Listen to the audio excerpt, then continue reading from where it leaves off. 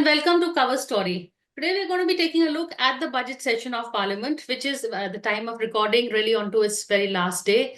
I have with me Congress MP from the Lok Sabha, Manish Tewari. He is the MP from Chandigarh and also former Union Minister of Information and Broadcasting, and someone who's very articulate and raises a lot of pertinent issues both in Parliament and also outside, especially in his columns and conversations such as this. So it's always good to have you here, Manish, on Thank the you, show. Priya. It's always a pleasure to have a sensible and a rancor-free conversation with you. It's a continuing pleasure. Thank you. But first of all, as we are talking, you all have passed the Waqf bill in the Lok Sabha at least till late last night. There was also the governor's rule in president's rule in Manipur that's been passed. This has been an interesting session in terms a lot more work has got done than in any other session. Primarily, Priya, this is the budget session. Hmm. So the fundamental business of Parliament from February till April is to exercise oversight and superintendence over the demands for grants and the financial trajectory of the union government. Unfortunately, what we have found is that when it comes to discussing demands for grants of critical ministries, for example, external affairs, defense, and other sensitive areas connected with national security, the government completely runs shy. The Lok Sabha in the past 10 years, barring one occasion, if my memory serves me correctly, has never ever discussed the demands for grants of either the Ministry of Defense or the Ministry of External Affairs. Only on one occasion were the demands for grants of the Home Ministry discussed. Now, these demands for grants actually allow you to have an overview not only of the functioning of that ministry, but also the critical national security challenges which confront the country and also India's external environment. As you are aware, the situation in Bangladesh has been upended since last July. There is a difficulty with regard to the growing Chinese influence, which seems to be ever increasing in South Asia, Sri Lanka, Myanmar, uh, Bangladesh. Maldives, even Nepal for that matter. There is a scramble between India and China in South Asia, which is our eminent domain. But government is completely and absolutely diffident about discussing all these very, very relevant questions. And even when it comes to the economy, the fact remains that the challenges of unemployment, of economic inequality, of growing lack of skilling, which translates into tangible jobs. And of course, now the whole question of tariffs which have been imposed by the US, which are going to very gravely hit critical sectors of the economy, pharma being one, agriculture probably another, electronics being a third, and so on and so forth, are issues which did not come up for discussion in Parliament. And this is exactly what Parliament should have been discussing. What is your biggest fear? The Trump tariffs is something that is going to, take place within the next few hours. So how would you see that? What is your biggest fear regarding that? What would you really like the government to explain to you regarding that? Well, it is actually beyond tariffs. Hmm? President Donald Trump is rewriting the global rules of engagement. He has effectively thrown the rules based order, which was established by the United States of America and its allies post the Second World War, and further strengthened during a moment of unipolarity after the end of the Cold War and the collapse of the Soviet Union and Eastern Europe, effectively overboard. For the first time, you have a situation where the President of the United States of America is openly threatening, if I can use those words, to annex Greenland. He wants to make Canada his 51st state. He wants the Panama Canal.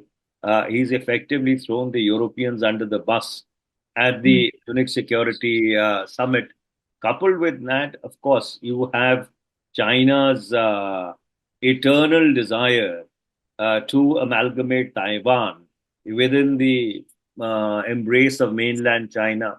And of course, now you have the Russian aggression of Ukraine, which dates back 3 years, and the continuing turbulence in the Middle East. So, in fact, the entire world is in a complete roil.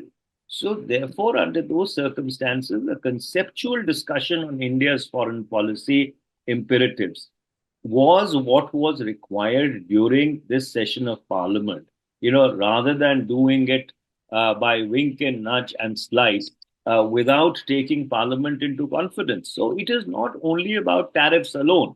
Tariffs Mm. are one subset of the larger game plan which President Donald Trump and his allies within and outside the Republican framework seem to have unleashed on the world. Within the United States of America, also, you see this wave of deportations, innocent Yes. people completely and absolutely dehorse or in violation of court orders have been sent to prisons in El Salvador. You saw the humiliating spectacle of Indians being deported, handcuffed and chained and shackled and deprived of basic human dignity, having been made to crawl to the toilet in US military planes, which was a first. Then you see the cancellation of visas of Indian students without any without any channel to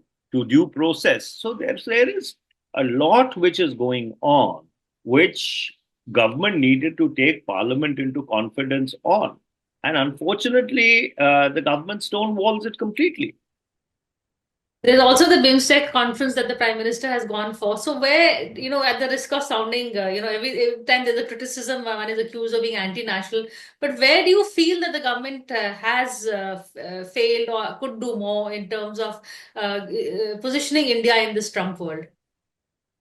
Well, first and foremost, nobody knows as to where do they stand in the global order after After President President Trump. Trump assumed office. So, therefore, those unknown unknowns are the ones which have to be navigated. You see, there were certain known knowns with the United States of America for the past 7 decades. And there were the known unknowns, which is that whenever there is a transition in a democracy, there is some adjustment which takes place. But you are now in the realm of unknown unknowns, where you do not exactly know what is going to hit you at the next moment. And this is the time when a mature government with a certain amount of sagacity would have actually taken the initiative of taking the nation into confidence, rather than trying to sidestep and sidetrack the whole issue and sort of faint it out. For example, day before yesterday or yesterday, there was a story in one of the newspapers saying that we have negotiated a better tariff with the United States of America. But the fact is that if you look at the tariff list, a large number of countries have been slapped with 26%. Some above, some have been slapped at tariff rates above that, some may be below that. But to try and spin the story that, oh, we've been able to negotiate a better rate is like selling a pup. Okay. Apart from the issue of Trump and all, there are also internal issues that the Congress and the opposition feel that they could have been addressed, or at least debated more, such as even delimitation, which doesn't just affect the South; it also affects the state that you're from, your state also. So it's something that would you, you want the government to be more transparent on this? You want them to delay the imposition as what the opposition is asking? Well, first and foremost, there has to be a conceptual discussion about democracy within Parliament. Hmm. Article 105 of the Constitution guarantees freedom of speech in Parliament, of course, subject to the caveat of rules and procedures and conduct of business in both houses. But there is also Article 105(3), which provides for immunities and privileges of members of parliament, both houses of parliament and its respective committees. Those privileges have remained uncodified since the inception of the Constitution, either advertently or inadvertently, either deliberately or by oversight. But now the time has come that there has to be a free and frank discussion with regard to Article 105 of the Constitution of India, juxtaposed against the rules of procedure and conduct of business, because there is a growing feeling within the ranks of the opposition that whenever they raise issues which are inconvenient to the government, they get arbitrarily treated. For example, the ubiquitous mic, which seems to go off the moment it hears a word of dissent, or the camera, which is shy of turning on opposition MPs when they are speaking. These are very, very fundamental issues, germane, and go to the root of the functioning of Parliament. So, therefore, I think the time has come to have a very threadbare discussion, because till the time the stakeholders of Parliament do not feel that they have absolute confidence in the proceedings of Parliament, in the manner in which Parliament functions, I am afraid it is going to have a long term impact on our democracy. Coming to the question of delimitation, you see, delimitation is going to kick in only after you have a census. There is absolutely no time frame with regard to when the census is going to take place. And it's an issue which is fraught with minefields, because the moment the census gets completed, and if it does by the end of 2026, uh, or by the end of 2025, then you obviously would need to have a delimitation, because the relevant constitutional article says that delimitation will take place after the first census of 2026. Right. So therefore, if the first census of 2026, or the census doesn't get completed by 31st of December 2026 and goes beyond that, then the first census after 2026 could be in 2036. So there is also a lot of ambiguity as to how this whole delimitation process is going to play itself out. And that is why there is a need to have a discussion as to what is the timeline for completing the census. And after the census, would the delimitation process go forward? Or will the 44th Amendment, which extended the number of seats, or which froze the number of seats in Parliament at the 1971 level, which was then again extended in 2000 for 26 years by the 84th Amendment of the Constitution, will that continue to hold the field in terms of the fact, will the government bring another constitutional amendment extending it by another 30 years, and thereby kicking the can down the road? But coupled with that is then the question of women's reservation. And then if you're going to freeze the number of seats, then is women's reservation, or 33% of reservation, going to take place out of the 543 seats which are there currently in the Lok Sabha? These are all open-ended questions. And then, of course, you have the issue with regard to one nation election. Yes. The one nation, one election is also something I think that you have raised. And I mean, the government wants to push through, but again, there seems to be a lack of debate on. I'm going to get your thoughts on that, but after a very quick break.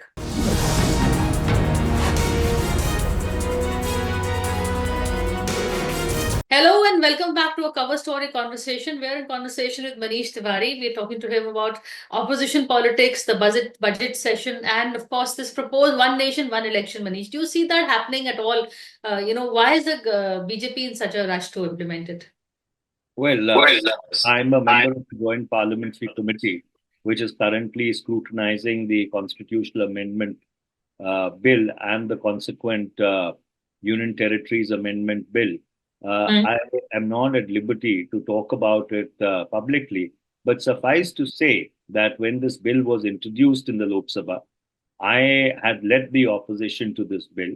And I do firmly believe that there are serious issues with regard to this bill insofar as to how it interfaces with the basic structure of the Constitution, with the whole conception of federalism, the rights of states, and India being a union of states. And I can go on chapter and verse. So, therefore, the Joint Parliamentary Committee is currently looking into all these issues. However, again, this is all really connected to the larger question of census slash delimitation slash women's reservation, and then the one nation, one election, if it does see reality, would actually only fructify 2034 onwards. So, therefore, there are a lot of structural balls in play, right? Issues which can fundamentally alter the very structure of Indian democracy. And around India, as I had explained earlier, there seems to be a larger global order which is being reshaped by people in powerful countries who do not seem to have any modicum of sanctity or respect for the rules that they had themselves conceptualized post the Second World War. So we are really in uncharted waters. And when you are in uncharted waters, in a democracy, you first need to take the representatives of people into confidence and then take the people themselves into confidence. But this way of, you talked about the new world order. If I can just, since I have you here, talk to you a bit more on that. We saw what happened with Trump and the White House, the Ukrainian president. Now, of course, you've seen this Trump's outreach to Russia. He's not happy with the way Russia is responding to him. Where do you see this all headed at the end of the day? Well, the United States of America has moved from a position of unique exceptionalism to a specter of, if I may put it in those words, rather obtuse transactionalism. Very So well said. there has been a complete 180-degree spin on the axis from exceptionalism to transactionalism. So, therefore, when you have the President of the United States of America declare that he would like Gaza to be completely uh, completely cleaned of all the people who live there and turn it into a Rivera, one really wonders as to whether he really has a sense of history or a sense of the fundamental conflicts now going back to biblical times, which have shaped the history of the world. Then, of course, you have this whole play with Greenland. Everybody thought that he was joking in his first term. But now Mm. you've had the visit of the president's son to Greenland amidst a lot of hostility right after he was inaugurated. Then you had Vice President Vance and his wife visiting Greenland. Again, almost as uninvited guests with the Greenlanders protesting. And so, therefore, are you setting new benchmarks whereby the will of the people does not matter? And because it is a territory which you covered for strategic or economic reasons, you can sweep aside the wishes, desires, and aspirations of the 57,000 people who call Greenland their home. Now, if this becomes the new benchmark in international affairs, then how would you stop a Xi Jinping from Mm. all the territorial aspirations that he may have?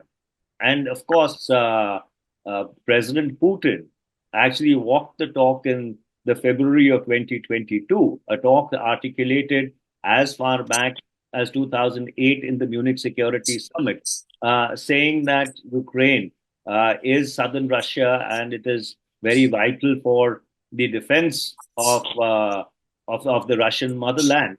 And you've seen the situation now almost in a stalemate with a huge loss of lives and people injured, the biggest human migration known in recent history. So, under those circumstances, is Indian foreign and strategic policy really going to be run in the cloistered confines of South Bloc, whereby two or three people are really going to be intellectually absorbing and then trying to dissimulate a strategy which obviously may work, may not work, or may not even be a strategy? Or would you take the other option of laying Yes. cards before the representatives of the people and then evolving a consensus that in this churning and roiling world, what is the medium term trajectory that India should put in place over the next 10 years? Remember, we did this with the economic liberalization, and Mm. now it has held the field for over 3.5 decades or 4 decades now. So there is a certain premium in reaching out to the opposition, to the representatives of the people, other people in the larger in the larger framework of the intelligentsia, and if I can say even civil society, who understand and care about these issues and create a national consensus, rather than trying to play it very close to your chest. So lack of transparency or communication still remains an issue with this government, which brings me to the discussion in Parliament that is happening, the Waqf Amendment Bill. The Congress has always, we've seen the struggle within the Congress where, what stand to take, appeasement, pro-minorities, keep silence. How are you judging the Congress reaction now? We know that you voted against the bill, but the debate was not led by Rahul Gandhi, for instance. In terms of optics, how do you make out the Congress Well, it response? was extremely an unequivocal position that we took. Look, the larger question or the larger apprehension seems to be that why is the government Hmm. trying to interfere into the religious affairs of religious minorities? Now, the government may try and do cherry picking and hair splitting by saying, oh, that we are not interfering into the religious affairs, but rather the administration of those religious affairs, which in any case makes it a religious affair itself in the first place. And this flies in the face of constitutional guarantees. For example, what I found extremely absurd and preposterous Hmm. is the is the clause which says that only a practicing Muslim of 5 years standing can actually make an endowment or a waqf, which is really a gift in the name of Allah. How are you really going to determine as to whether a person has been a practicing Muslim for 5 years or 4 years, 11 months, and 28 days, or 5 years, 1 day, and 6 hours? How are you going to make these determinations? So, therefore, this is exactly what the apprehensions are, that this gives you a license to arbitrarily interfere into faith based decisions, Hmm. which the Constitution or the founders of the Indian Constitution kept strictly out of the purview of the state and in personal domain. And that's why, if you saw the debate in the Lok Sabha yesterday, it was more about these insecurities rather than the merits or demerits of the bill. It was a larger debate about the fact that the minorities are feeling under a siege, and they are extremely uncomfortable with the idea of the state really transgressing into their religious slash spiritual affairs. I think that's really the fundamental issue. Okay. And is this the precursor to the Uniform Civil Code? Last words, really. Well, as I said, the Uniform Civil Code is something which is like a dog whistle. So therefore, the government keeps talking about a uniform civil code. Let them first bring a draft of the uniform civil code. In any case, government has already said that certain religious minorities, tribals, the indigenous people are out of the Uniform Civil Code. So when so many sections of the people are out of the Uniform Civil Code, how does it remain uniform in the first place? Question from Manish as usual. On that note, thank you so much, Manish. And I also noticed on Twitter today is really, I think, 40 years after the assassination of your father, the 40th anniversary, so to speak. So we do extend our condolences. You were very young when you lost him. So, and Well, it's been it's been a long time, but the memories are as fresh as if it had happened yesterday. But such is life, and we soldier on. thank you so much, Manish, for this conversation. And we wish you all the best and look forward to more such interviews. But for now, that is all. Thank you. Thank you, Priya. It's always a pleasure talking to you.